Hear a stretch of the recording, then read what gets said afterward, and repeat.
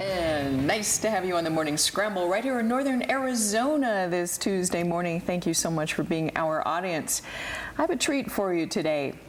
You know, we as humans, we are mammals, and sometimes we feel like we are the only species that really communicate. But I have someone here who thinks differently. Nancy Windheart, nice to have you on, Nancy. Thanks for having me, Sandy. You are an internationally respected animal communicator. You talk to the animals. I do. And I talk to the animals through something that's actually very, very simple, and it's a universal language, and it's telepathic communication. And this is a language that all of us share, not just the animals, but humans too. And we can learn to communicate with the animals. Well, I know sometimes I will start thinking of my mother, and the phone rings, and it's my mom. And trust me, we don't talk that much. Mm-hmm. Or you just get a feeling about things. Or, well, my husband and I have been married not a long time, but honestly, it's ridiculous. I'll start thinking about something completely unrelated about what we're talking to, and he will immediately, say, oh, what about such and such? Like, I was just thinking of it. Yeah. Is that kind of what you mean? It's exactly what I mean. That's telepathic communication, and we all do it, and we just don't recognize it as humans because we also have our spoken and written language. But for the animals, it's their natural way of communicating. It's their primary language, and it's a universal language. And so, as humans, we can relearn how to speak that language, and that's the place where we can communicate freely with the animals. Amazing. And why do you talk with the animals? Well, because I love them. That's the main reason. I've loved animals all of my life, from the time I was a little kid, and communicated easily with them as a child, as many, many children do. And so animals have always been my life, my passion, my biggest love. And so this is something that came very easily and naturally to me because it's from my heart. When did you first find out that, let's say, other people weren't as sensitive or couldn't do what you did, Nancy? Probably sometime in my childhood, elementary school sometime. And then I became aware that, it wasn't something that was as natural and easy for everybody. Yeah. I remember, okay, this is crazy, but a Twilight Zone.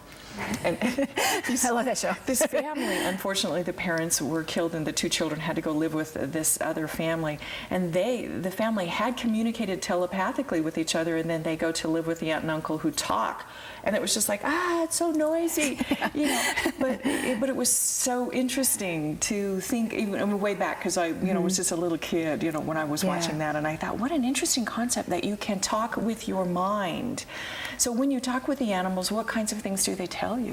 Well, it can come through in many different forms. So it's not always going to be words. Sometimes it will come as words or language, but more often it will come as pictures, images, feelings, things through their senses. I'll get what they're feeling in their body, what they're hearing, smelling, tasting, how their body feels, how they move, how they feel emotionally.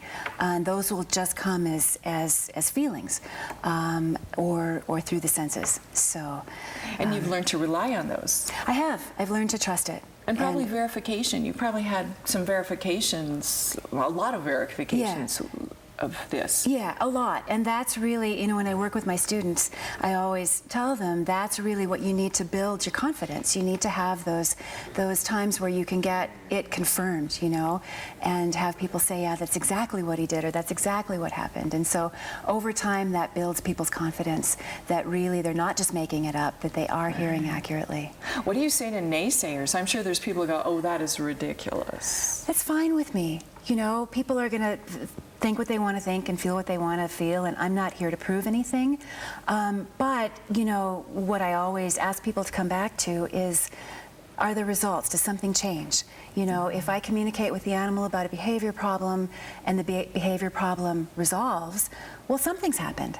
Something's happened, And so there are those kinds of verifiable things where situations change or relationships improve. And to me, that is as close to proof as we're going to get. Right. Are there animals that you can't talk to? Any kinds of animals or situations of animals? No, I've not encountered that ever. And I've communicated with lots of different species, from insects to great apes to, horses, dogs, cats, the, usual kinds of companion animals. Do they talk differently? They do. They have different voices and- Yeah, and each individual will communicate differently. So just like with us, all animals are individuals. And so everyone has their own personality, their own voice. Some are very, very talkative and fluent. Some will communicate very simply, very straightforwardly. What, an insect, for example, a bumblebee, will communicate about may be very different than what a horse communicates about. But the process is the same. How fascinating. Yeah. And then you mentioned the big apes and things, and we feel like they are so close to our species. Yeah. Do they communicate more clearly or more human-like? Not necessarily. There are many of them who have been trained and very fluent in using human language, so that's kind of a separate thing. Sure. But the telepathic communication really it's the same from species to species. But of course, we all have our individual lives, and what's important to us will differ. Well, we were talking with Nancy Windheart, internationally respected animal communicator. We're going to take a little break, and when we come back, we're going to find out just what do those animals say to her.